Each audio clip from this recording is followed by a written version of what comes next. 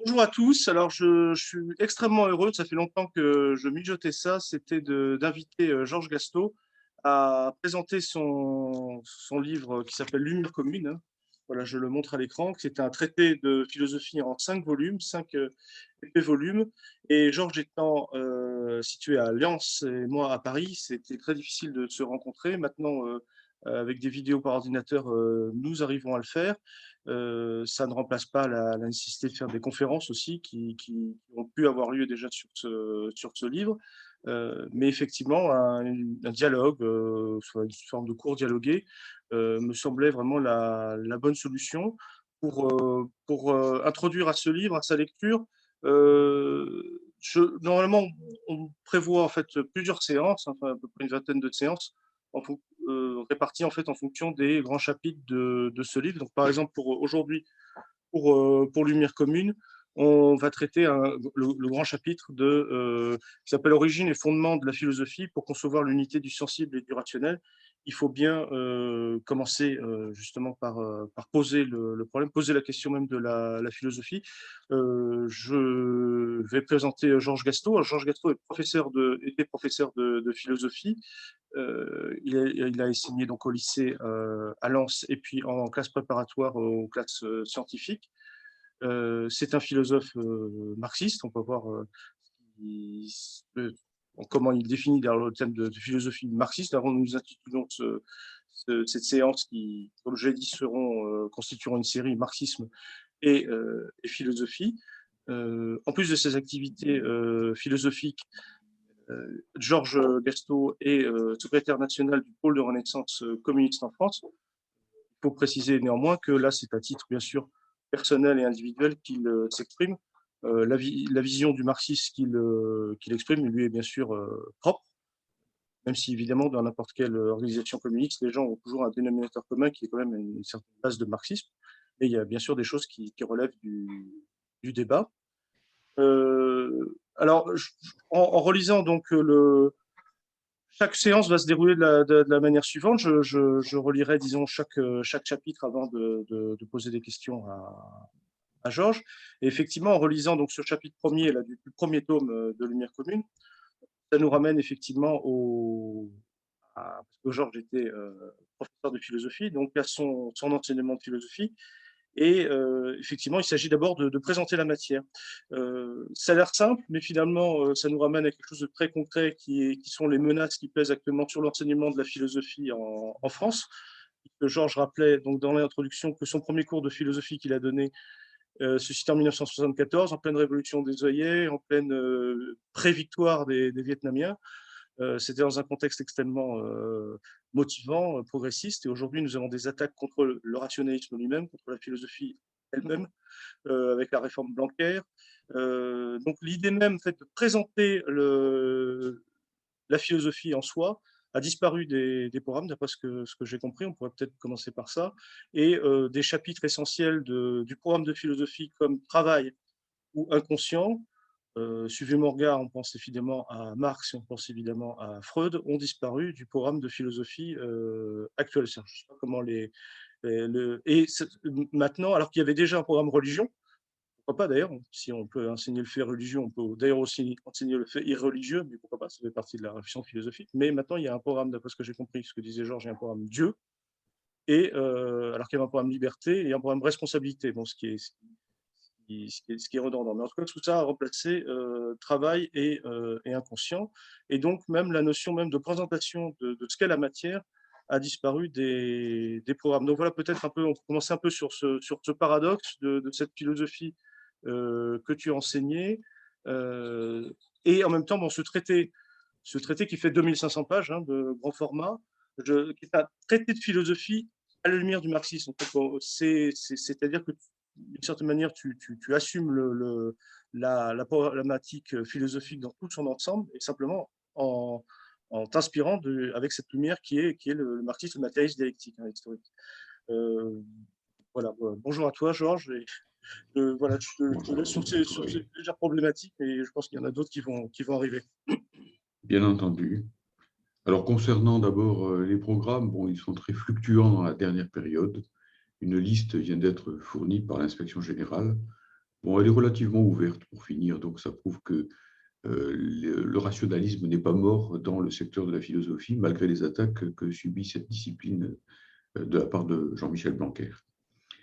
Concernant maintenant le rapport entre marxisme et philosophie, je pense qu'effectivement, si vous voulez, c'est un rapport très ouvert, que la philosophie a besoin du marxisme, la philosophie moderne a besoin du marxisme pour être elle-même, et en sens inverse, le marxisme a besoin de la philosophie. Ce que je veux dire, c'est que nous avons besoin, nous, marxistes, de nous situer dans le cadre large, dans l'histoire large, longue, hein, sur le long terme de la philosophie, et de faire apparaître effectivement le marxisme, et spécialement ce que nous appelons le matérialisme dialectique, dans le droit fil de l'histoire de la philosophie.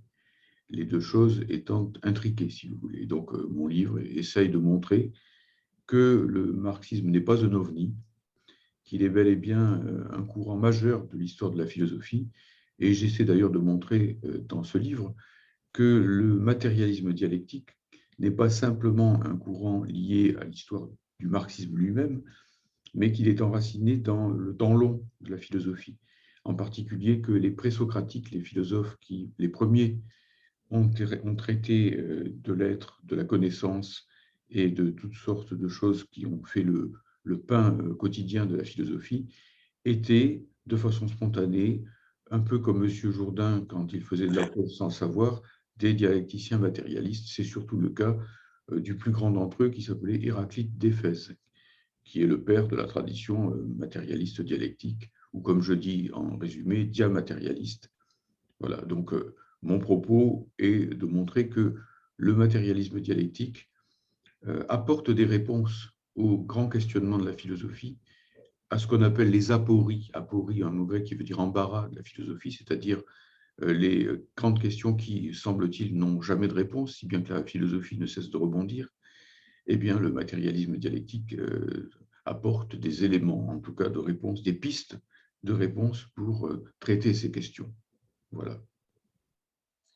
D'autant plus que bon, bah, quand on lit effectivement ce que dit Marx sur certains de caractères, ce qu'apporte le idéalisme allemand, ou au contraire les phrases de Lénine sur Hegel, en disant que l'idéalisme intelligent est plus près du matérialisme que le matérialisme bête. Bon, il y a effectivement, pour penser ce matérialisme, il faut aussi penser avec les meilleurs des idéalistes et savoir les réfuter.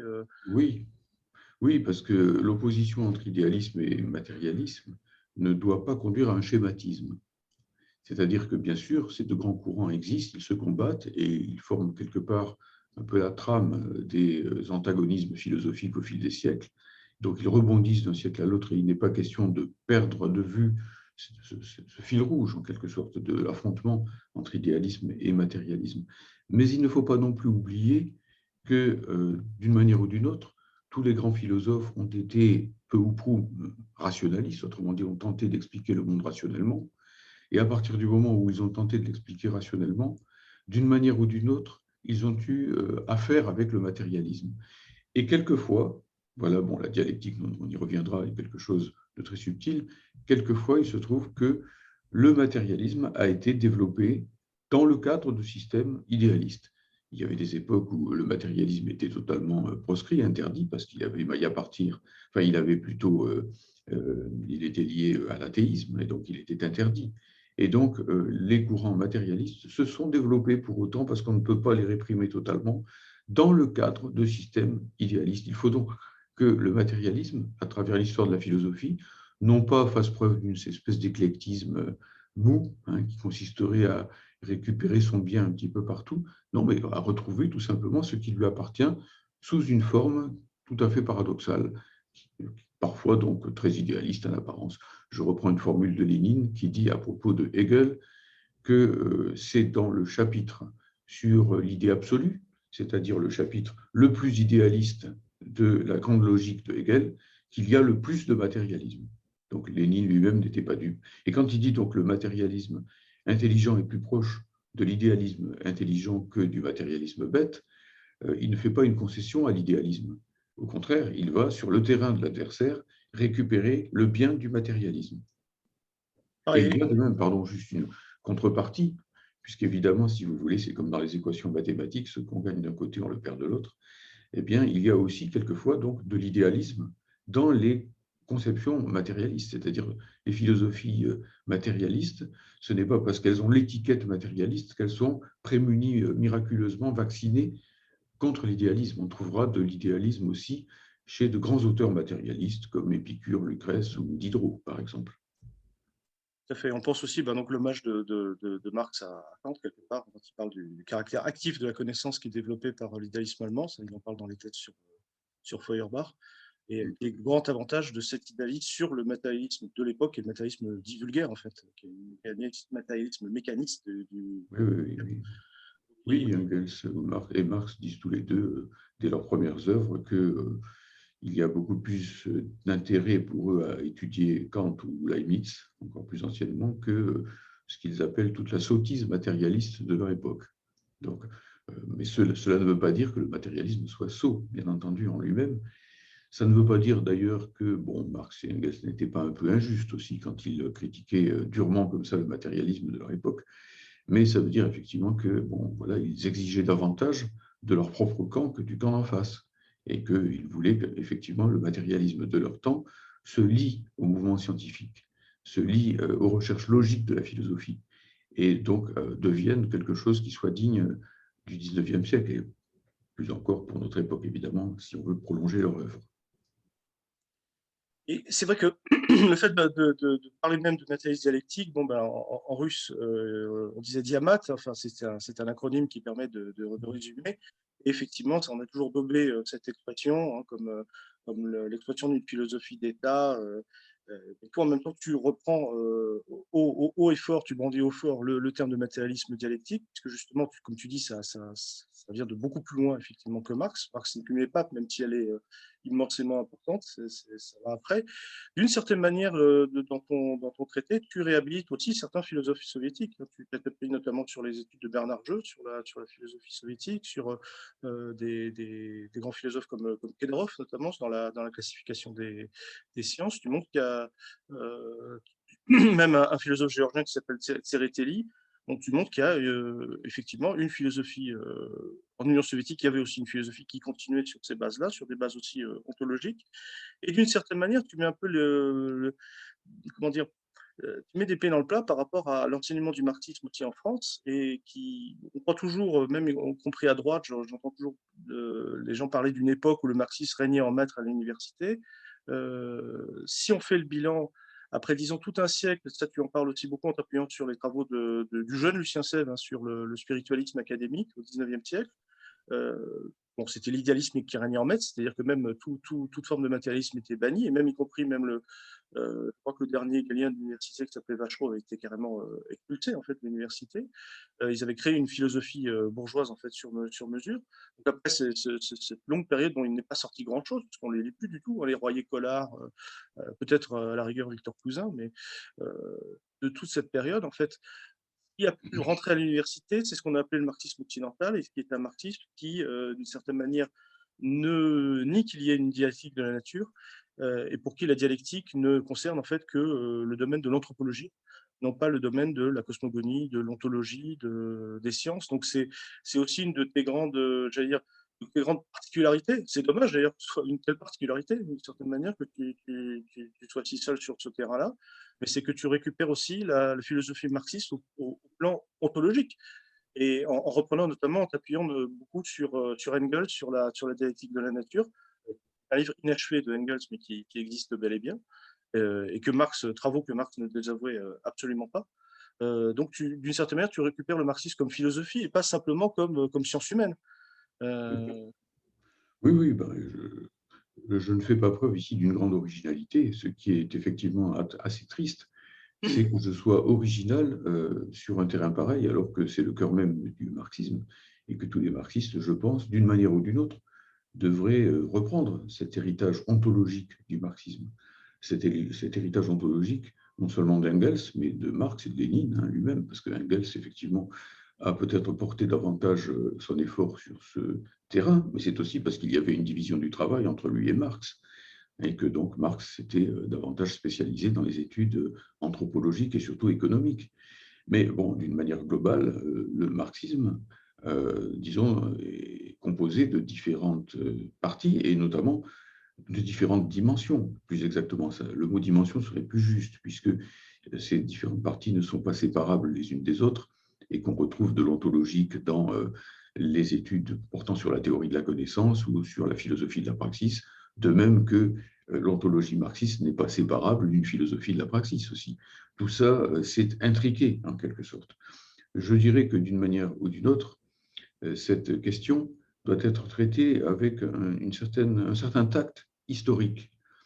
Ce que je veux dire, c'est que, premièrement, concernant la France, hein, eh bien, effectivement, le marxisme il a longtemps été quasiment proscrit dans l'enseignement, et notamment dans l'enseignement universitaire. C'est surtout grâce aux efforts du Parti communiste français, il faut bien le dire, et notamment au Parti communiste de l'entre-deux-guerres, avec Georges Politzer, par exemple, hein, que le marxisme a fini, notamment sur la base de la force qui était celle du Parti communiste français en 1945, par entrer à l'université. Et il y a été porté, en quelque sorte, non pas par l'université elle-même, mais par l'influence des communistes dans la classe ouvrière. C'est le fait que la classe ouvrière soit majoritairement devenue communiste à l'issue notamment du Front populaire, puis de la résistance, hein, qui a permis cette entrée du marxisme à l'université. Alors ensuite, évidemment, le marxisme a subi, je dirais au fond, un processus que les physiciens appelleraient de réfraction, que les opticiens, les ophtalmos, si vous voulez, appelleraient une réfraction, puisque forcément l'université, c'était un milieu très particulier. Et dans ce milieu, eh bien, la pénétration du marxisme a subi une certaine déviation d'angle. C'est le bâton brisé, si vous voulez. Vous trempez un bâton dans l'eau, vous ne le voyez pas droit, vous le voyez tordu, parce que le milieu aquatique, évidemment, fait dévier les rayons lumineux.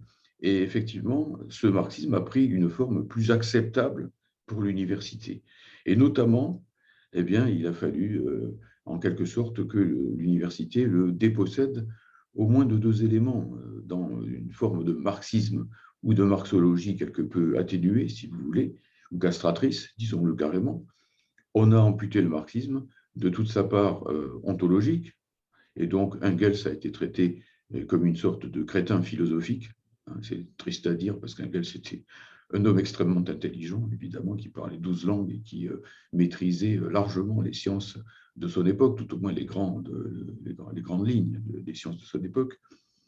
Et par ailleurs, effectivement, on a aussi castré le marxisme de sa dimension politique et la plus aiguë, la plus tranchante, c'est-à-dire la théorie de l'État, c'est-à-dire la dictature du prolétariat. Et donc, on a eu des marxistes, comment dirais-je, j'emploierai un mot un peu dur qu'employait mon ami Henri Alleg, hélas décédé, un marxisme décaféiné, si l'on peut dire.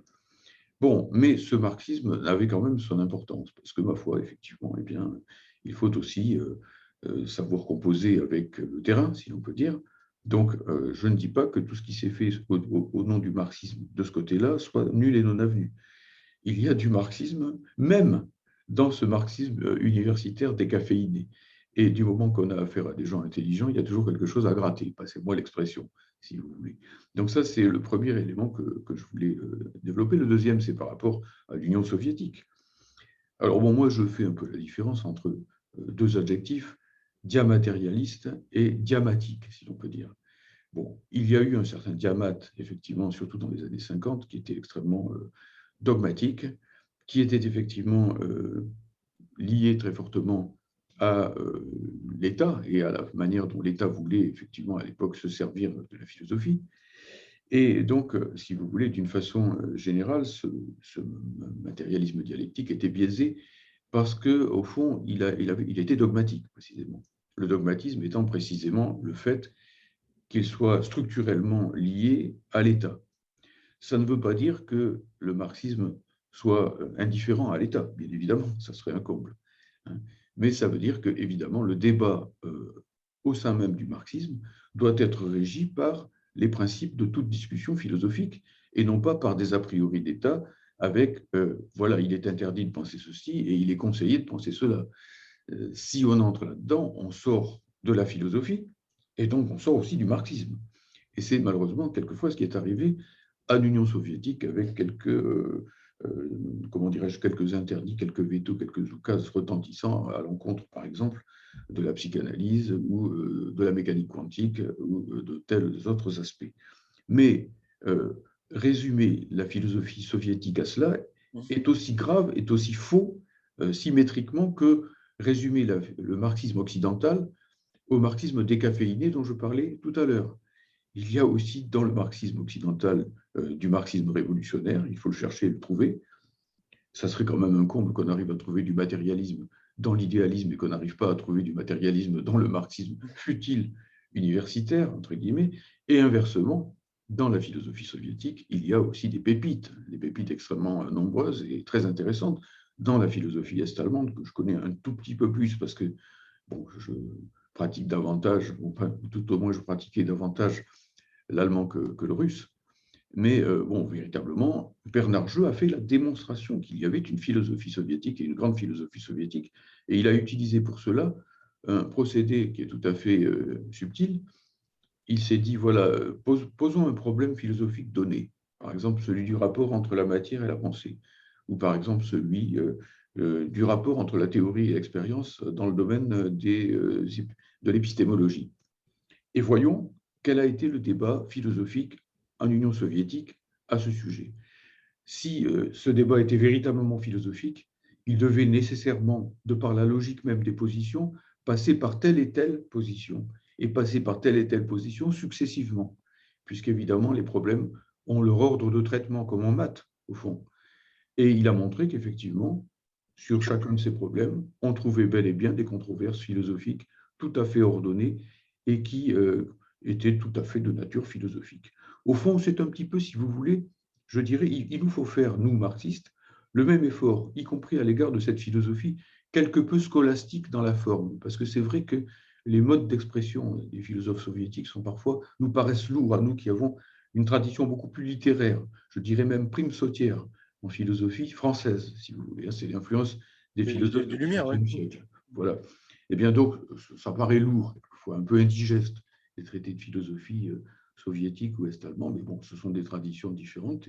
Et Kant ou Hegel ne sont pas nécessairement aussi légers que Diderot ou Rousseau, si vous voulez. Ce sont des manières de procéder différentes.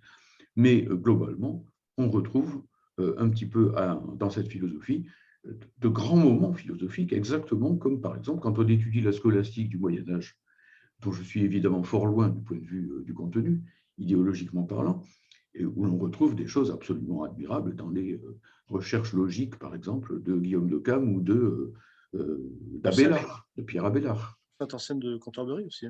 Voilà, Anselme de Cantorbéry, oui, par exemple. Donc, Gilson a fait ce travail, si vous voulez. Bon, c'était de façon très réactionnaire parce qu'il voulait montrer que, au fond, tout avait déjà été dit dans la scolastique du Moyen Âge et que Descartes donc n'apporte pas grand-chose ou que, enfin bref. Mais n'empêche que du coup, il a repris la philosophie du Moyen Âge. Il y a un grand traité de philosophie médiévale et il s'est rendu compte qu'effectivement, il y avait aussi là-dedans. Et d'ailleurs, Leibniz le dit. Hein, il dit, Leibniz a une phrase en parlant de la scolastique qui était très méprisée après Descartes. Il dit que de l'or se cache dans le fumier scolastique, si vous voulez. Alors, bon, il n'y a pas de fumier soviétique, hein, c'est pas ça, c'est toujours très, très, très, très intéressant. Mais en tout cas, si vous voulez, il faut faire cette trajectoire. Et il ne faut pas avoir, au fond, ce point de vue grossier, et je dirais presque raciste, pour finir, qui consiste à croire qu'il n'y a de marxisme intelligent qu'en Occident, et que, bon, voilà, dès qu'il est question de philosophie soviétique, de philosophie est-allemande, de philosophie chinoise, ou de philosophie vietnamienne, on a tout de suite un petit sourire en coin, hein, ça ne saurait être très intéressant. Eh bien, si, c'est très intéressant. Simplement, bon, il faut ici passer par-dessus le prisme, par-dessus la censure tout simplement, qui vient du fait que cette philosophie, au fond, n'a jamais été traduite, ou très peu, très peu. Oui, ben on parlait de Tsereteli, on le connaît par Bernard Jeux, mais il n'a pas été traduit. Il était en... Non, voilà, bien sûr, alors qu'il a été, bon, il a fait son traité en géorgien. Au passage, je le signale pour ceux qui croient que l'Union soviétique, on était contraint de russiser tous ses propos, pas du tout. Et ensuite, il a été traduit en russe. Son traité d'abord paru en géorgien. Et alors c'est vrai que, en plus, quand on parle du marxisme occidental, tu as raison aussi de rappeler qu'il y a véritables avancées, mais aussi les deux plus grands représentants finalement du marxisme occidental qu'on pourrait citer, je penserai à Lukács ou à Gramsci. Lukács, avec Histoire et conscience de classe, a créé même quasiment toute une école. Il inspire d'une certaine manière l'école de Francfort. Et Gramsci a une manière particulière, même j'allais dire, de penser l'hégémonie, la prise du pouvoir, parce que justement il la pense en Occident par rapport à l'Orient. C'est lui qui fait cette distinction, ne serait-ce que par rapport à la différence de société. Et en même temps, tous les deux étaient on pourrait dire d'un peu plus strictement, étaient pro-cominternien en tout cas. Ils étaient pour le marxisme qui a été le marxisme-léninisme. Et pour Lukács et pour Gramsci. En tout cas, Lukács lui a toujours refusé de passer de l'autre côté du rideau de fer. Et oui. Ce qui complique encore plus. Il y avait des marxistes occidentaux qui étaient fâcheusement orientaux. Voilà, exactement. Donc, c'est vrai que ça complique encore les choses. Mais alors, c'est vrai que quand tu parles de cette entrée du marxisme à l'université après la victoire de l'Armée rouge, qui est massif, c'est vrai qu'on peut d'ailleurs le dater souvent des prodromes à ce qui a été la revue La Pensée, fondée par Politzer, Langevin et les autres. Et puis, il y avait ce livre qui s'appelait À la lumière du marxisme, qui avait été un peu on est dans les années 30, là, on est le cercle de la rue Cineuf. Finalement, c'est assez tardif. Et je ne parle même pas de la connaissance de Hegel en France, qui date à peu près de ces années-là avec le séminaire de Kojève. La France était très en retard. Et ce qui a été terrible dans cette arrivée du marxisme dans notre pays, si tardif, c'est que, effectivement, il y a eu l'époque des deux sciences, autour de l'affaire Lysenko, sciences bourgeoises, sciences prolétariennes. C'est justement, il ne faut pas réduire la philosophie soviétique à ça, mais c'est les aspects les plus caricaturaux. Ce qu'il faut aussi dire, et ça, tu montres bien quand on fait l'histoire des sciences, il faut séparer le bon grain de livret. Il y a des choses qui continuent, des choses assez paradoxales finalement. D'ailleurs, on peut rendre hommage à le camarade Guillaume Suin, qui a fait le travail autour de Lysenko. C'est que la fameuse hérédité des caractères acquis prouve avec l'épigénétique un renouveau, mais à l'intérieur de la génétique. Enfin, en tout cas, l'interaction entre génome et milieu prend un nouveau tournant. Bien sûr, évidemment, balayer d'un revers de main sciences bourgeoises et sciences prolétariennes qui pas du tout bien sûr, pas scientifique. Donc, mais justement, même tout ça est à revoir. Mais c'est à partir de ce traumatisme qui a été effectivement des grosses bêtises qui ont été dites par la dogmatisation du marxisme à cette époque, que beaucoup de marxistes se sont détournés même de tout discours épistémologique, en fait. C'est ça, oui, de tout discours épistémologique et ontologique. Alors, évidemment, si vous voulez, il ne faut pas, enfin, en gros, c'est un peu comme en politique, il ne faut pas jeter l'enfant avec l'eau sale, du bain, comme on dit. En politique, ça signifie que même si à tel ou tel moment en Union soviétique, il y a des choses qui peuvent être fortement contestées, il ne faut pas pour autant rejeter la première expérience socialiste de l'histoire de l'humanité. Il faut la penser, la critiquer aussi, bien entendu, mais aussi la défendre contre le négationnisme historique violent anti-soviétique qui domine à notre époque. De la même manière, dans le domaine philosophique, il ne faut pas jeter l'enfant avec l'eau sale, c'est la même chose. Et effectivement, donc, cette dogmatisation du marxisme qui fait apparaître une science bourgeoise et une science prolétarienne doit être critiquée, vertement critiquée. Mais il faut d'abord la situer historiquement, la comprendre dans un contexte donné. C'est la guerre froide, c'est le début de la guerre froide, c'est l'affrontement violent entre l'Union soviétique d'un côté et les États-Unis de l'autre, avec l'initiative dans cet affrontement au camp occidental. C'est le camp occidental ici qui se ferme. Je rappelle que l'OTAN a été créée avant le traité de Varsovie, que le traité de Varsovie a disparu, l'OTAN est toujours là. Je rappelle qu'au départ, le projet, c'était une Allemagne unifiée, mais démilitarisée, voilà, qui aurait permis au fond de jouer le rôle d'un tampon pacifique au sein de l'Europe, et que ce sont les Occidentaux. Je le dis politiquement parce que c'est important. Et de même, par rapport à cette histoire donc, des deux sciences prolétariennes, sciences bourgeoises, il faut regarder ce qui se passait aux États-Unis au même moment, où étaient persécutés les gens qui étaient dissidents. Pensez à Charlie Chaplin, pensez à la chasse aux sorcières, pensez aussi à l'interdiction tout bonnement d'enseigner la théorie de l'évolution dans les écoles, qui était édictée à ce moment-là depuis pratiquement les années 1925, avant même donc la guerre froide. Donc, le tout génétique aussi, parce que tout était dans les gènes et les banques de sperme de prix Nobel et tout se jouait avant la naissance. Exactement. C'est désespérant aussi comme type de philosophie. Avec des côtés eugénistes, avec des côtés clairement eugénistes, qui n'ont jamais été acceptés à l'Union soviétique. Mais ça ne signifie pas alors d'abord, qu'il n'y ait que du faux dans cette histoire de sciences prolétariennes et de sciences bourgeoises. Il y a un durcissement absurde d'une réalité. C'est-à-dire que, évidemment, la science, ce n'est pas quelque chose qui existe indépendamment des rapports de force politiques et idéologiques. Et donc, dans la science elle-même, on va trouver des traces très fortes, idéologiquement parlant, de la commande sociale. La commande sociale aux sciences, elle passe par le marché, elle passe par les firmes de l'armement, elle passe aussi par l'interdiction pour les sciences d'aller trop loin dans tel ou tel domaine idéologique pour ne pas porter atteinte aux religions dont la grande bourgeoisie a grand besoin pour sa domination. Donc, il y a bel et bien un usage et même une déviation bourgeoise des sciences. Ça peut tout à fait exister. Alors que la vérité étant révolutionnaire, si on suit la phrase célèbre d'Antonio Gramsci, eh bien, le prolétariat, lui, a tout intérêt, c'est toute la différence, au développement maximal de la vérité. Et par conséquent, si vous voulez, eh bien, le prolétariat est structurellement, favorable au développement de la science. Mais évidemment, ça n'en fait pas pour autant une science prolétarienne.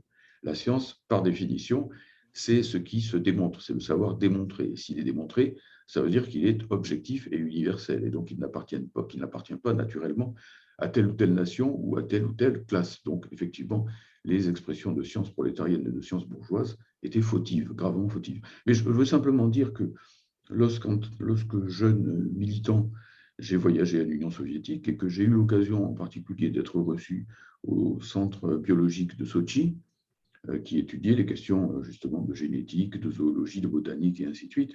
J'ai eu l'occasion de discuter donc avec de grands scientifiques qui étaient présents là-bas, ça c'était à la fin des années 70, et la notion de science bourgeoise, de science prolétarienne avait déjà été, depuis belle lurette, critiquée, abandonnée en Union soviétique. Donc quand on fait comme si toute l'Union soviétique était dominée par cet épisode, c'est une absurdité complète du point de vue historique. Et donc il me rappelait sans cesse, ces savants, ces grands savants, que bon, pour Engels, le problème principal n'est pas de savoir si l'assertion est prolétarienne ou bourgeoise, c'est de savoir si elle est conforme à la réalité. Et pour cela, il n'y a pas d'autre critère que celui de l'expérimentation, ou plus globalement dit, de la pratique. Donc le contraire même du dogmatisme. Le marxisme est une philosophie expérimentale ou expérimentaliste, pas du tout dogmatique. Puis c'est vrai que, en y repensant, quand tu parles du fait que cette nécessité de l'objectivité d'une classe révolutionnaire qui est le prolétariat, il y avait la même chose pour la bourgeoisie du 18e. Il était une classe révolutionnaire et là s'appuyait sur les Lumières.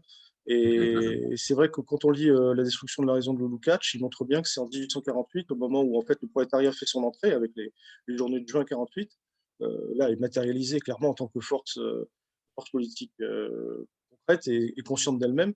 C'est là où la bourgeoisie fuit dans le positivisme, qui est une manière de s'approprier la science. Et d'ailleurs, ça me permet un peu de rester pas trop loin de ton premier chapitre, puisqu'il s'agit quand même de faire disons, un survol, disons, de chapitre par chapitre.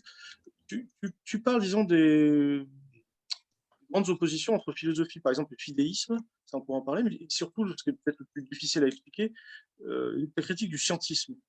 Oui. Et ça c'est très présent dans ton chapitre 1. Ça serait peut-être intéressant que tu donnes une définition du scientifique, donc du scientisme, qui n'est pas l'esprit scientifique, puisque tu en as fait l'éloge, justement, et le titre, et expliquer quel est ce travers du scientisme, comment on peut le définir. Alors effectivement, donc dans ce chapitre, j'essaie de montrer la nécessité de la philosophie. Et pour montrer que la philosophie est nécessaire, eh bien, il faut montrer que le contraire de la philosophie est impossible. C'est-à-dire que est impossible logiquement, bien entendu, qu'on peut attaquer les philosophes et leur casser la figure dans la rue, ça c'est autre chose. Mais que des positions qui rejettent par principe la philosophie sont nécessairement contradictoires. Si elles sont contradictoires, par contre-coup, si vous voulez, la philosophie devient donc nécessaire. Alors, je tords le cou de cette façon-là à ce que j'appelle le démonisme vulgaire, c'est-à-dire à l'idée que dans la vie, il ne faut pas s'en faire et qu'il faut que moins on réfléchit, mieux on se porte. Si vous voulez, je montre que c'est contradictoire, je le montre pour le fidéisme, c'est-à-dire pour les conceptions très, très inquiétantes qui aujourd'hui, évidemment, prolifèrent, à savoir qu'on n'a pas besoin de la raison, on n'a pas besoin de la pensée, on a juste besoin de la révélation religieuse, parce que ça conduit tout droit au fanatisme. Je montre que cette position est elle-même contradictoire, puisque le fidéiste lui-même ne saura même pas pour finir en quoi il croit, et que les fidéistes sont voués à se déchirer entre eux, si vous voulez, ce que montre toute l'histoire. Et pour finir, effectivement, je passe à la position quand même la plus noble, parce que le démonisme vulgaire est stupide, le fidéisme est dangereux, hein, et le scientisme a une certaine noblesse. Le scientisme, c'est l'idée que, bon, voilà, notre époque, nous vivons une époque moderne, comme disait, je crois, Philippe Meyer, le progrès fait rage, et que donc on n'a pas besoin, à notre époque, de la philosophie, la science se suffit à elle-même. Voilà le scientisme, donc, qui effectivement est une position volontiers anti-philosophique.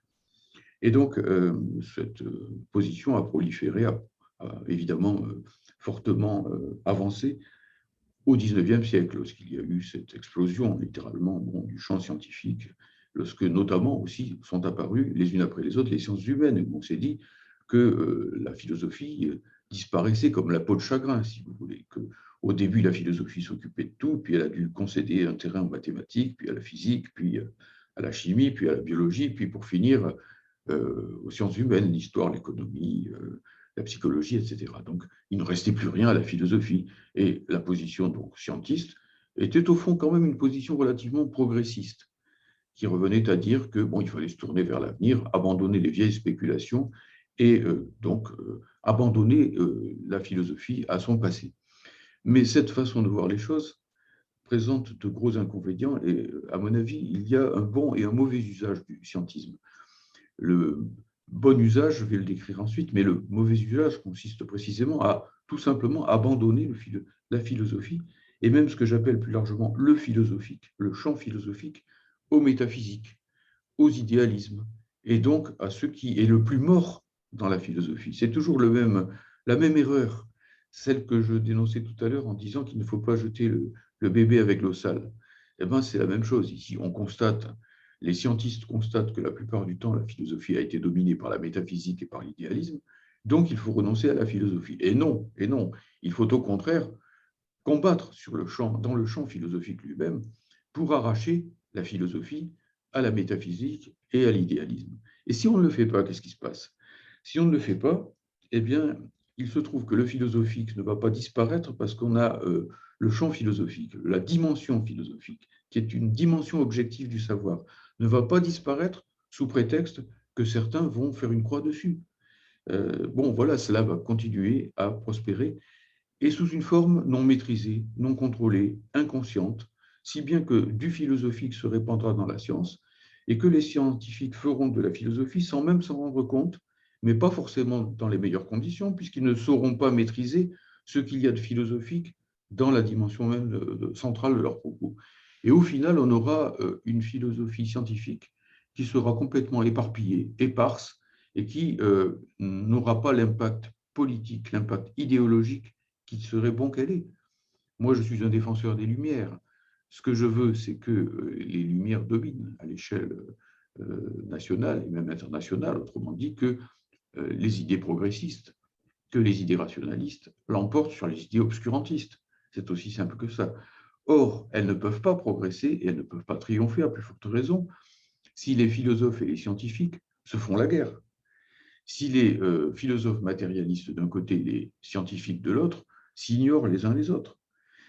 Sans aller très très loin, dans mon livre, je montre surtout, et plus dans les parties suivantes, notamment le livre 3, le tome 3, je montre surtout combien la science actuelle, y compris les sciences dures, mathématiques et peut-être surtout sciences du cosmos et de la matière, sciences cosmophysiques, comme je résume en un seul mot, sont porteuses de philosophie et sont même porteuses de dialectique matérialiste, mais un peu à la façon dont M. Jourdain justement faisait de la prose, c'est-à-dire sans le savoir. Le philosophe n'ayant plus à ce moment-là pour tâche d'inventer une philosophie séparée des sciences, mais de trouver, de dégager, de détecter les éléments philosophiques qui sont présents dans les sciences, de les connecter les uns aux autres et de révéler aux scientifiques eux-mêmes, avec leur aide et sous leur conduite et sous leur contrôle, hein, ce qui peut être la base d'un tableau scientifique de la réalité qui nous permette à nous, humains et citoyens, de nous orienter dans la pensée et donc dans l'action, et non pas simplement de retomber sans arrêt dans les pattes soit des fidéismes, des grandes religions devenues complètement irrationnelles et coupées de toute rationalité, hein, comme on le voit aujourd'hui, ou à l'inverse, tout simplement, de la dictature permanente du tout profit. Voilà, parce que sinon, c'est ça qui va dominer les sciences. Donc, en gros, il s'agit pour les... Au fond, le rapport entre la philosophie et les sciences me paraît être l'analogue du rapport entre l'avant-garde politique et le mouvement populaire, si l'on peut dire. L'avant-garde politique, pour Lénine, n'a jamais été une sorte, comment dirais-je, de chef d'orchestre tout-puissant qui dicte aux masses ce qu'elles doivent faire. Ça, c'est la conception beaucoup plus mal exprimée, en tout cas, de ce qu'on appelle le parti guide. Il n'y a pas une sorte de guide extérieur aux masses qui doit leur dire ce qu'elles font. De toute façon, les masses, elles ont toujours fait ce qu'elles voulaient. Il s'agit simplement que l'avant-garde politique, qui est la mieux armée parce qu'elle dispose d'outils intellectuels, théoriques, scientifiques, etc., et parce qu'elle est organisée, puisse trouver ce qu'il y a de plus progressiste dans les masses et aider les masses à généraliser, à synthétiser en quelque sorte ce qu'elles portent déjà en elles-mêmes. Je prends un exemple très simple, si vous voulez. Ce n'est pas le parti bolchevique qui a inventé les soviets ouvriers paysans. Il les a trouvés, si l'on peut dire. Ce sont les masses populaires elles-mêmes qui se sont organisées de cette façon-là.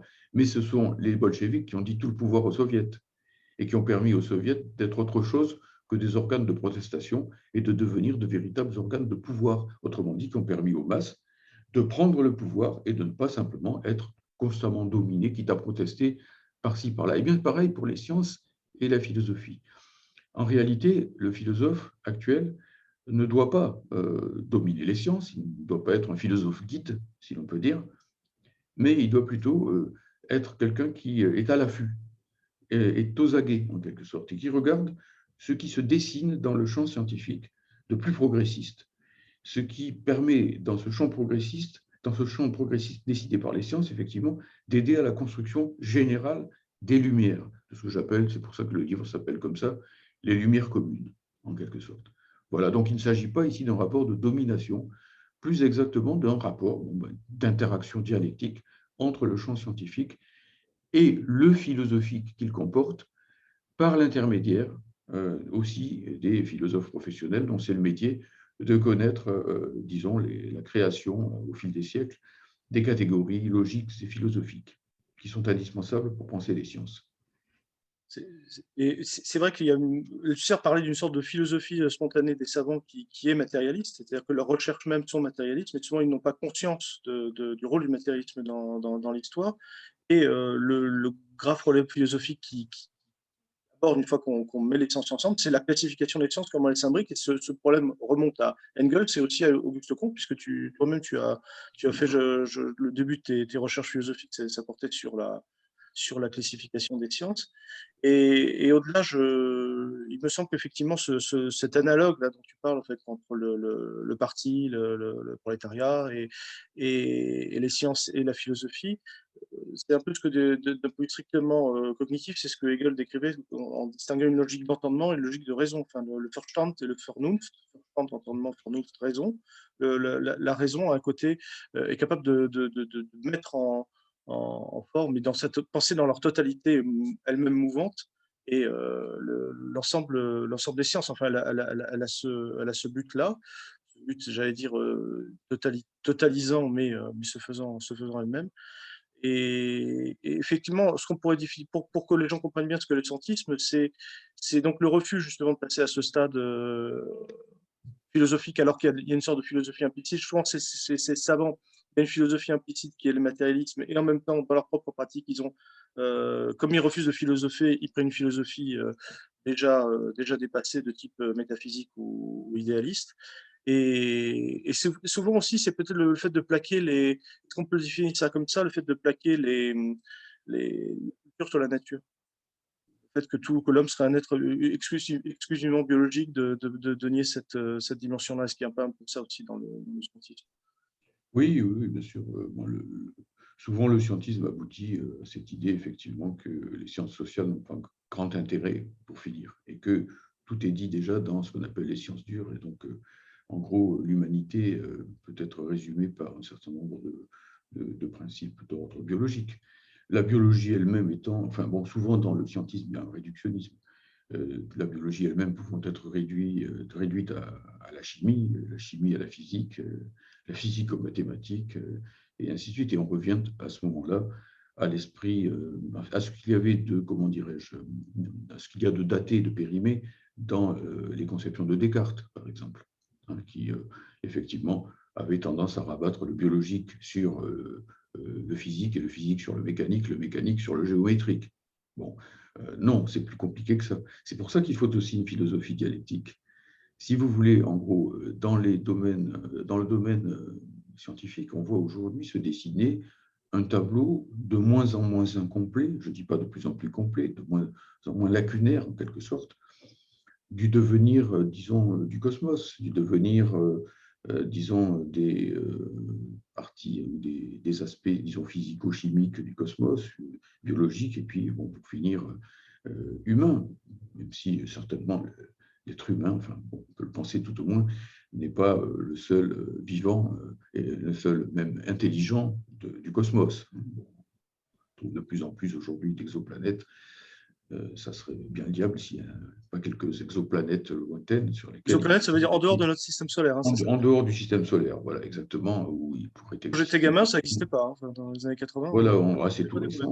récent. Enfin, à l'échelle historique, c'est récent la découverte des exoplanètes, hein. Mais bon, donc ce que je veux dire par là, c'est qu'on a aujourd'hui plus que jamais les moyens de reconstituer une sorte de tableau scientifique général de l'évolution, pas simplement de l'évolution biologique, de l'évolution du cosmos, hein.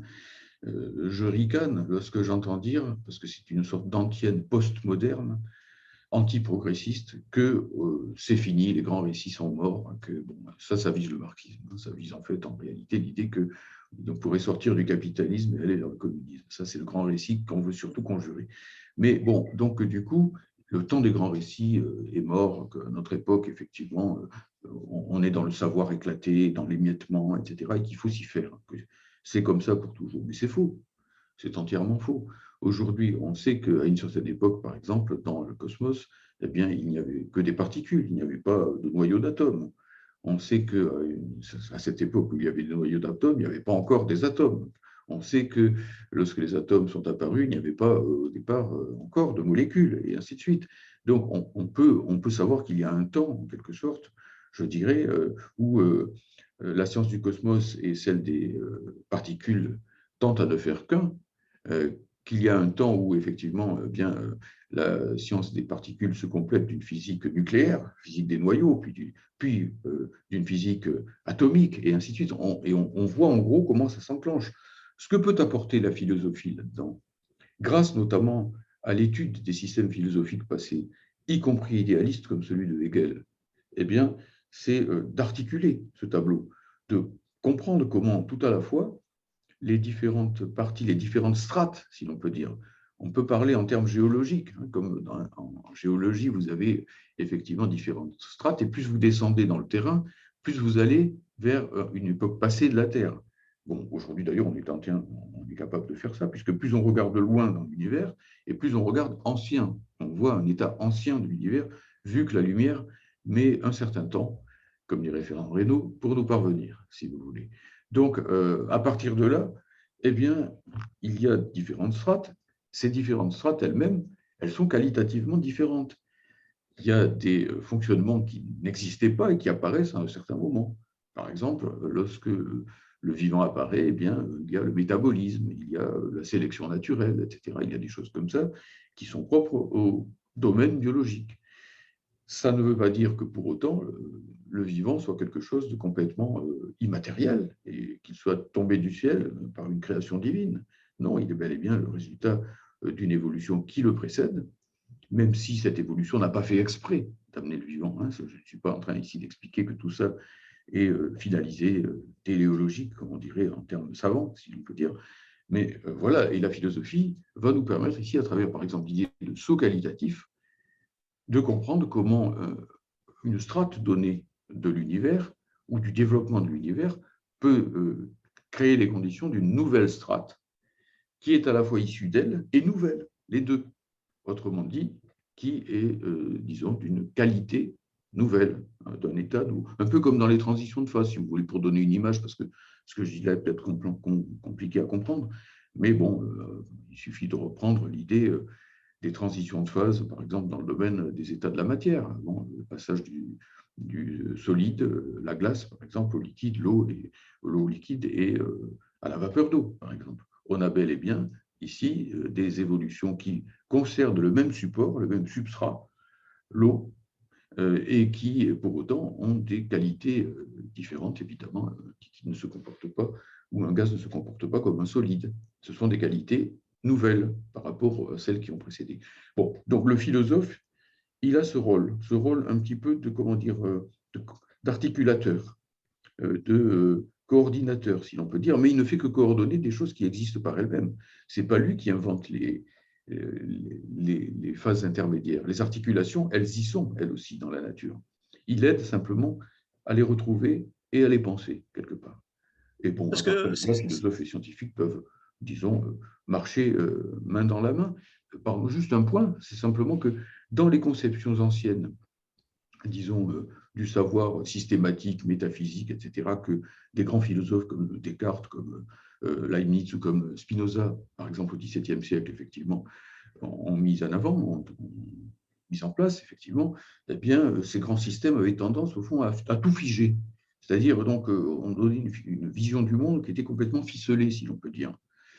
J'exagère, hein, parce que bon, c'est toujours plus fin que ça. Mais moi, je pense que c'est l'inverse aujourd'hui. Si vous voulez, une conception du monde qui serait scientifiquement construite avec l'aide des philosophes et des scientifiques permettrait surtout de faire apparaître ce qu'on ne sait pas encore, permettrait surtout de faire apparaître où sont les nœuds des différentes évolutions qu'il faut précisément éclairer plus à fond, et donc serait au contraire de portée heuristique. Il s'agirait surtout, à partir de là, non pas de dire on sait tout, mais de dire, sachant ce qu'on sait, voilà ce qu'on ne sait pas. Et par conséquent, d'avoir une véritable stratégie globale par rapport à la recherche du savoir. Or, c'est tout à fait important, si tu permets, je termine par ce point, c'est tout à fait important, y compris d'un point de vue politique, parce que si nous voulons, nous, marxistes, effectivement, aller vers une société socialiste en marche vers le communisme, vers une société sans classe, il faut penser la question de la planification, de la socialisation des moyens de production et de la planification, puisque nous ne voulons pas rester éternellement dans une économie sauvage qui est celle du marché. Et donc, dans une économie planifiée, il faut bien que nous puissions avoir une certaine vue de ce que la science peut nous apporter, puisque c'est la science qui, sous le socialisme, joue sans doute le rôle moteur le plus important. Donc, si on se dit, voilà, on va tout planifier, mais pour le développement des sciences, il est complètement aveugle. Il va n'importe où, n'importe comment, et il n'a aucun sens prédéterminé. On va planifier quoi à partir de là? Il est évident qu'il faut aussi avoir une certaine vue concernant les développements au moins possibles du savoir. Non pas au sens qu'il faut interdire, bien sûr, telle ou telle recherche, mais bon, globalement, de toute façon, toute société a une petite idée de ce qu'elle attend de la science. Alors, autant qu'elle soit claire, autant qu'elle soit clarifiée, autant qu'elle soit philosophique. Sinon, la science est bel et bien dirigée. Les scientistes peuvent toujours sauter sur leur chaise comme des cabris en criant la science, la science, la science, comme d'autres criaient l'Europe, l'Europe, l'Europe. Hein. Ils peuvent toujours faire ça, mais pour finir, ce qui déterminera l'orientation de la recherche, ce n'est pas la science, c'est le marché et c'est la course aux armements. Alors, tant qu'à faire, j'aimerais autant que ce soit les Lumières et la philosophie. ou même la valeur d'échange, en fait, qui n'appelle pas sur la valeur d'usage. Hein, donc, Voilà, ben, c'est le marché, quoi. Donc, il c'est faut propre savoir quelles seront les recherches qui auront des retombées rentables pour le capital. Et justement, dans ce que, quand tu parlais donc de ce domaine d'astrophysique, ça me fait penser à, c'est un exemple que tu donnes sur Auguste Comte dans le positivisme, qui niait la possibilité qu'on puisse faire une sorte d'astrochimie, c'est-à-dire de voir les propriétés chimiques du Soleil. Et donc, ces positivistes-là faisaient de la science, disons, de manière très métaphysique, les unes à côté des autres, en fait. Voilà, c'est Justement, ça. c'est la science elle-même tendait à fondre, en fait, toutes ces séances dans un seul, pour donner déjà un point de vue général, tend elle-même à refuser ces barrières. Et, et effectivement, alors ça, là, on parle de scientisme, positivisme, mais à la fois, tu dis, tu parlais de certains tendances scientistes, je sais pas, c'est Descartes, etc. Mais malheureusement, c'est un phénomène tout à fait moderne. Ça, peut-être, j'anticipe sur d'autres développements du tome 2, peut-être, voire du tome 3, mais tu parles aussi beaucoup du ferraille avec le néopositivisme logique, qui est un petit peu l'héritier de ça, y compris Popper, d'ailleurs, dont tu fais une critique aussi serrée. Peut-être, est-ce qu'on pourrait peut-être donner un aperçu un peu en quoi on passe, disons, de ce scientisme général, parce que tout ça, quand même, procède un peu de la même matrice, en quoi justement il y a aussi une interdiction du savoir quelque part. En quoi, et justement, en quoi on retrouve ce refus de la philosophie dans cette philosophie qui au point de vue mondial, est la philosophie mondiale, hein, c'est-à-dire dominante, hein, mondialement, malheureusement. Oui, oui, oui. Ben, si je caractérise l'idéologie dominante actuelle, je dirais qu'elle procède d'une sorte de schizophrénie. C'est-à-dire que d'un côté, il y a une exaltation de tout ce qui est moderne, et donc vive la science, vive la modernité, etc., vive tout ce qui peut sembler être de l'ordre de la réussite, et donc c'est le pragmatisme aussi qui prédomine. Hein. Et puis justement parce qu'on enlève à la science, on castre la science en quelque sorte de toute sa dimension philosophique, eh bien cette dimension philosophique s'épanouit à l'extérieur de la science et contre la science. Et donc, c'est le retour en grand, comme je le disais tout à l'heure, des grands récits religieux. Et donc, on a cette espèce de schise. Vous voyez, bon, d'une certaine façon, c'est cela qu'il s'agit de réduire. Et effectivement, déjà, ce mouvement, on le trouve dans l'œuf, en quelque sorte, à l'origine, dans le positivisme conscient. Comte est un grand philosophe, à mon avis, hein, donc j'ai travaillé dessus, je ne vais pas le dénigrer, pas plus que je ne veux dénigrer Descartes, même si tout à l'heure j'ai parlé de l'un des aspects périmés de sa pensée. Mais bon, Comte a le mérite effectivement d'insister énormément sur une classification des sciences, et une classification des sciences tout à fait rationnelle en réalité, logique et ontologique, et même historique. C'est donc très intéressant d'un point de vue marxiste. Si vous voulez, il montre bien que les sciences se développent selon un ordre qui est à la fois historique et logique. Historique, puisque bon, ça va évidemment de l'antérieur vers le postérieur, mais aussi logique, puisque effectivement, donc, ce qui se développe d'abord, c'est les mathématiques, puis c'est l'astronomie, puis c'est la physique, puis c'est la chimie, et c'est logique, puisque effectivement, si vous voulez, on ne peut pas faire de biologie si on ne sait rien de la chimie, on ne peut pas faire de chimie si on ne sait rien de la physique, on ne peut pas faire de la physique si on ne sait rien de l'astrophysique, de l'astronomie, et pas d'astronomie non plus si on ne sait pas les mathématiques. Hein. Donc il y a bien un enclenchement logique et même ontologique, puisque ces objets sont liés l'un par l'autre par une logique interne, ces objets de la science. Ontologique, ça veut dire qu'il y a rapport avec l'être, avec la réalité.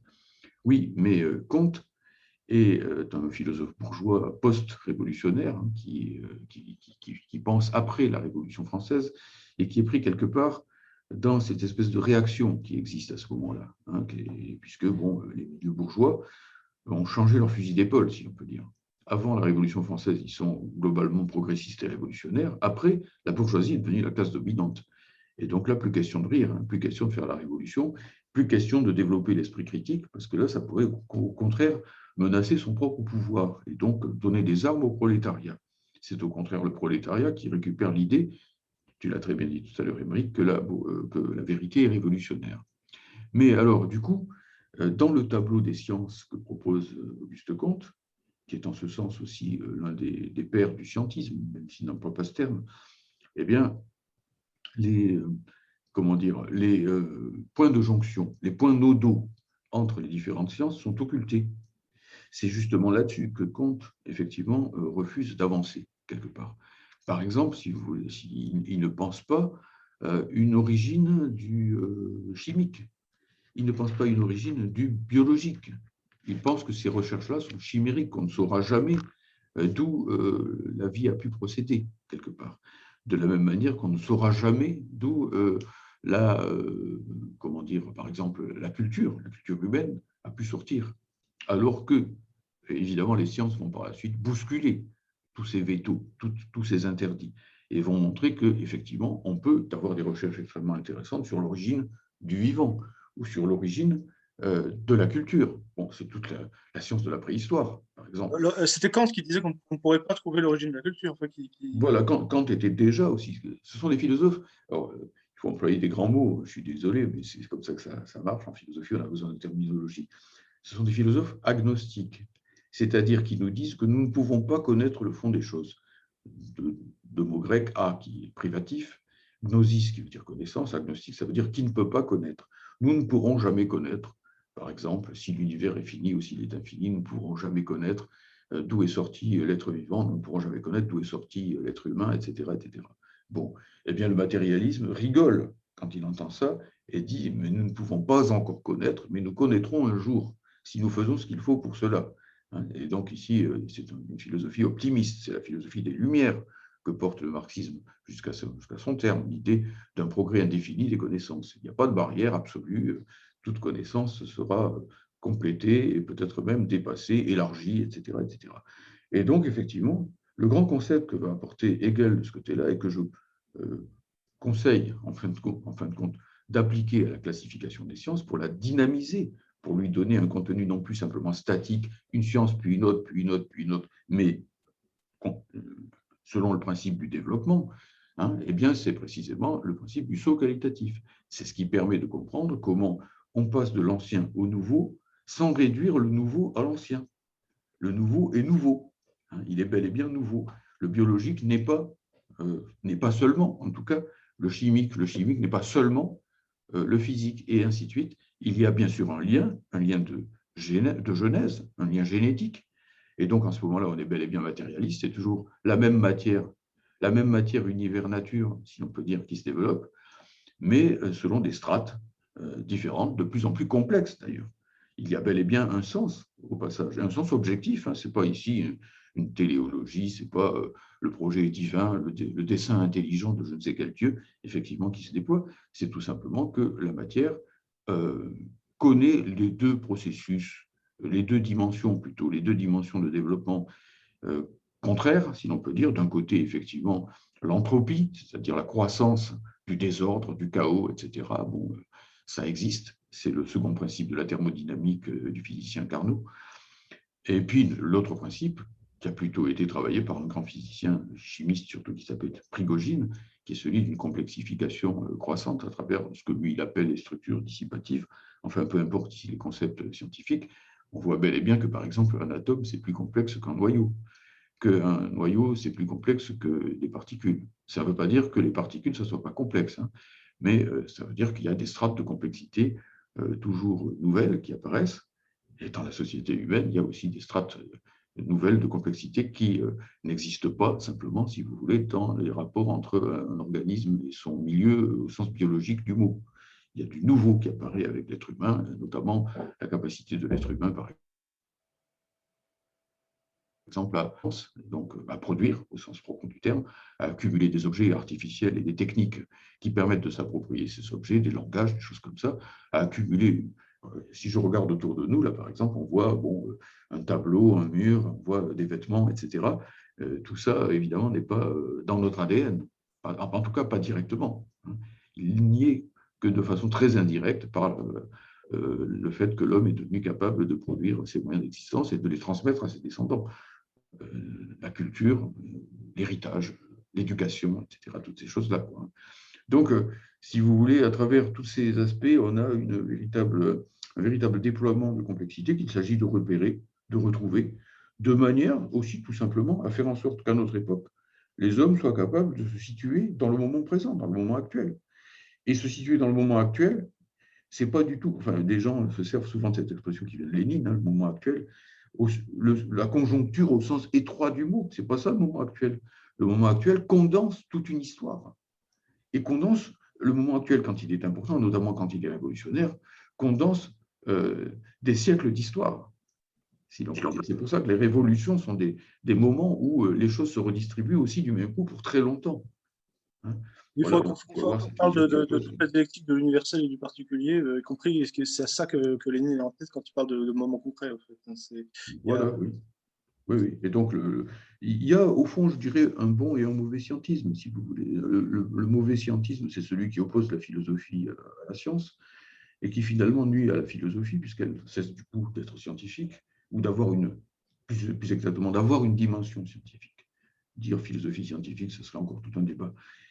Et en sens inverse, qui empêche la science de donner tout son fruit philosophique et d'être entendue sur le terrain idéologique avec une espèce, comment dirais-je, de quant à soi, peut-être K-A-N-T, si l'on peut dire, philosophique, qui consisterait pour la science à se retirer, à pratiquer, je vais faire une image un peu brutale, une sorte de coitus interruptus sur le plan idéologique. Eh bien non, moi je suis pour les épousailles et pour la fécondité, pour le lien de fécondité entre la science et le domaine idéologique par l'intermédiaire de ce qu'on appelle les Lumières. Lénine, lui, disait le matérialisme militant, dans lequel il voyait effectivement le moment philosophique où se joignent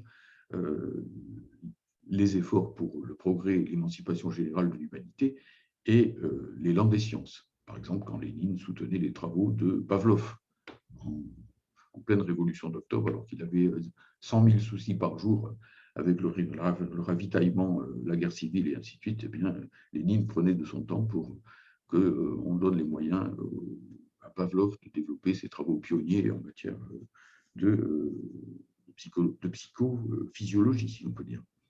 Là aussi, Auguste Comte, par exemple, refusait l'idée d'une psychophysiologie et même refusait l'idée d'une psychologie tout court.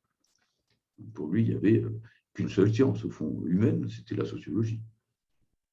Donc, et du même coup, il résumait la psychologie à l'introspection. Alors évidemment, si la psychologie, ce n'est que l'introspection, ça ne va pas peut-être mener très loin du point de vue scientifique, encore qu'à notre époque, les recherches neurocognitives, si vous voulez, permettent aussi d'explorer ce qu'on appelle la vie intérieure, quelque part.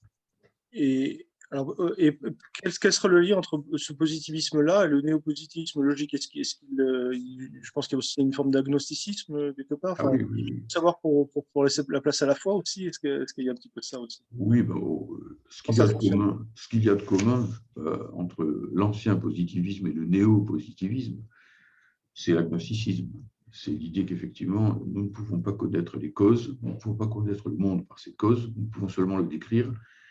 Et c'est ce que disait déjà Auguste Comte, on ne pouvait pas connaître les causes des choses, simplement les consécutions. C'est-à-dire qu'après A apparaît B de façon régulière, ça s'appelle une loi scientifique, mais qu'il était chimérique, selon son expression, de vouloir connaître les causes profondes des choses. Or, le matérialisme ne cherche pas effectivement seulement à décrire, mais veut aussi expliquer. De toute façon, tant qu'on n'a pas véritablement expliqué, on ne sait pas si notre description elle-même est correcte, parce qu'on peut effectivement avoir 800 000 signes blancs, et puis un signe noir apparaît, et la loi qui dit que tous les signes sont blancs, enfin, c'est Popper qui se sert de cet exemple, qui est d'ailleurs... C'est le problème de l'induction, en fait. Voilà, c'est ça, l'induction va se casser le nez, et donc le néopositivisme lui-même va se retrouver face à des problèmes qu'il ne pourra jamais résoudre. Alors, il les reporte sur le terrain de la logique, c'est-à-dire qu'il va développer de puissantes recherches logiques, et d'ailleurs, elles ne sont pas sans intérêt, bien entendu. Donc, je ne dis pas qu'il faut mépriser le néopositivisme, bien au contraire, mais disons qu'en gros, la logique va apparaître plutôt comme une sorte de lot de consolation, quoi, si vous voulez. Non pas un moyen de comprendre et d'expliquer le réel plus à fond, comme le serait par exemple la dialectique chez Hegel, mais comme un moyen de le décrire de la façon la plus rigoureuse possible, avec des consécutions les plus solides possibles. Effectivement, bon, ça c'est quand même fort intéressant, bien sûr, et donc de mathématiser en particulier cette logique, si l'on peut dire. Bon, d'accord, très bien. Il faut aussi récupérer son bien de ce côté-là. Je ne suis pas en train de dire qu'il faut opposer la logique, disons, non dialectique, ou dite non dialectique à la logique dialectique. Ça ne serait pas dialectique, évidemment. S'il fallait choisir, d'ailleurs, même s'il fallait choisir, si on me posait la question dialectique ou métaphysique, je dirais que cette question est mal posée, évidemment, puisque la dialectique elle-même n'aurait pas pu prendre son essor sans une critique de la métaphysique par la métaphysique. Bon, c'est une négation de la négation, la dialectique. C'est pas une... Il y a même un développement dans le chapitre en question, tu parles du fideïsme qui lui-même se nie avec la théologie, qui est une manière d'essayer de justifier rationnellement la foi. Donc, et qui porte en lui-même, disons, des gerbes de rationalisme, en fait. Sa propre dissolution, d'où est venu d'ailleurs en vérité le matérialisme. Il est bel et bien venu des débats internes à la théologie chrétienne du XIIe, XIIIe siècle, etc. Bon, à partir du moment où on s'est posé la question de savoir à quoi correspondaient les idées générales, ce qu'on appelait à l'époque les universaux, eh bien, vous aviez ceux qui étaient plutôt tournés vers les conceptions platoniciennes, donc les idées générales sont quelque part dans l'entendement divin, et elles existent comme telles. Puis vous aviez ceux qui disaient, mais pas du tout, les idées générales, elles prennent la forme du langage, des mots du langage. Et ces nominalistes, comme on les appelait, travaillaient au fond, sans trop le savoir, pour le matérialisme, puisqu'ils donnaient aux idées une source terrestre, quelque part. Voilà, donc, un peu de métaphysique éloigne de la métaphysique, mais beaucoup, non pas rapproche de la métaphysique, mais rapproche d'une conception dialectique de la métaphysique elle-même. D'ailleurs, Hegel lui-même a beaucoup réfléchi au processus dialectique, notamment de la négation, à partir, au tout départ, de sa réflexion théologique. Il était lui-même destiné, enfin, il a fait un séminaire, quoi. Donc, il a réfléchi à la question de la Trinité chrétienne, avec donc le Père, le Fils, le Saint-Esprit, et donc quelque part aussi, il a pris appui là-dessus. Mais bon, beaucoup de gens me disent quelquefois, oui, ben, ça prouve bien que la dialectique est théologique, et que donc il faut rejeter la négation de la négation. C'est de l'enfantillage. C'est le contraire qui est vrai. Il faut remettre les choses sur leurs pieds. C'est plutôt les conceptions théologiques, et notamment y compris la conception de la Trinité, qui renvoient de façon mystifiée, de façon mystique, en gros, à un processus tout à fait naturel et archi-fréquent, qui est celui du développement des choses, de leur mort et de leur renaissance. Voilà, on est au printemps, là. Voilà, donc, Oui, on arrive à Pâques. si les gens ont quasiment l'idée la de renaissance. fonder une religion sur une vierge parturiente, c'est cette contradiction-là Et voilà, mais bien est sûr, féconde en soi, oui. bien sûr. Bon, ben voilà, de toute façon, Et comme contradiction. c'est là c'est un exemple que donne sans cesse Engels, par exemple, celui, bon, effectivement, du développement du vivant qui donne naissance à de nouveaux vivants, lesquels étant plus nombreux, au fond, ont plus de chances de varier quelque part et par conséquent aussi d'évoluer. On le voit aussi tristement en ce moment dans ces temps épidémiques sur d'autres plans. Voilà. Donc, le processus de la renaissance n'a rien à voir avec celui d'une résurrection. Il faut retrouver la renaissance, c'est-à-dire un processus dialectique et matérialiste, par-delà la résurrection, en dépouillant la renaissance de tous ces oripeaux, évidemment, mystico-vaporeux, si je puis dire. Et bah oui, oui c'est vrai qu'on pourrait parler de ça. Tu parlais aussi du platonisme de Galilée et de celui de la Renaissance. Enfin, bon, je pense qu'on abordera toutes ces questions peut-être dans un prochain document. Je vais dire, peut-être pour ceux qui veulent nous suivre, prochaine fois, je peux annoncer, disons, chapitre 2, donc par rapport au titre, il faut voir un petit peu comment on va découper ça, de la question fondamentale de la philosophie. Oui, et puis là, on va peut-être parler petit tableau portatif d'orientation philosophique, questions fondamentales, tendances philosophiques, ontologie, gnoséologie, anthropologie sociale, eschatologie, éthique, philosophie politique, esthétique. Voilà, peut-être on peut se mettre déjà d'accord sur le programme qu'on va aborder pour la prochaine séance. Mais peut-être un mot de conclusion, Georges, par rapport à cette séance, plutôt centrée sur le scientisme, disons, et l'esprit Oui, scientifique. oui, bien. D'abord, je remercie Émeric et puis les éditions Delga de prendre en quelque sorte à bras le corps la défense de ces lumières communes. Oh, c'est un plaisir. Et, oui, C'est pas professionnel. c'est quand même courageux, effectivement, de la part des éditions Delga d'avoir pris la défense d'un livre qui est un peu difficile, bien sûr, et puis qui a aussi, commercialement parlant, peut-être une certaine lourdeur. Mais bon, il me semble que c'est nécessaire, effectivement, que les philosophes marxistes sortent de leur frilosité. C'est à ça qu'invite principalement ce livre Lumière commune. Bien entendu, il y a là-dedans des tas de choses qui devront être discutées, dépassées, etc., puisque bon, j'entreprends ici un travail qui est peut-être au-dessus de mes forces. Ce n'est pas un homme seul qui devrait faire ce type de choses. Si nous étions dans une période offensive de l'histoire, il y aurait un collectif qui aurait travaillé à tout ça. Mais bon, je ne crois pas qu'il faille se cacher derrière les collectifs et qu'il faille oublier la responsabilité personnelle. Et donc, je prends mes risques. Voilà, je prends mes risques. Il y a un certain nombre d'années maintenant que les philosophes marxistes ont fui le terrain de la philosophie générale, en quelque sorte, et donc celui de la conception du monde, et donc celui de la bataille, pour finir, pour l'hégémonie culturelle progressiste. Et donc, qu'ils ont fui aussi le terrain majeur, qui est quand même le leur, un terrain militant aussi, c'est-à-dire celui de disputer à la réaction, qui est aujourd'hui triomphante, il faut quand même bien le dire, le terrain des conceptions du monde. Or, la classe ouvrière ou le monde du travail, si vous voulez parler d'une façon plus large, ne pourront pas reprendre l'offensive sans une bataille culturelle. Et cette bataille culturelle, elle a nécessairement pour base un socle philosophique. Si ce socle philosophique lui-même a pour dogme qu'à notre époque, tout doit être éclaté, éparpillé, façon puzzle, comme on dirait dans les tontons flingueurs, eh bien, à partir de là, bien sûr, il ne peut pas y avoir de reconquête. La reconquête suppose un esprit offensif. Elle suppose qu'on soit capable de fédérer. Et pour fédérer les masses populaires, en quelque sorte, eh bien, il faut d'abord cimenter, si l'on peut dire, les différentes dimensions de la conception du monde progressiste. Voilà, donc si le socle lui-même n'est pas solide, s'il n'est pas cohérent, hein, eh bien, il ne peut pas, cohérence contre cohérence, s'affronter à l'hégémonie culturelle réactionnaire qui est sortie victorieuse, notamment de la période contre-révolutionnaire, de la contre-révolution qui a détruit la première expérience socialiste de l'histoire. Voilà, donc c'est très ambitieux ce que je propose là.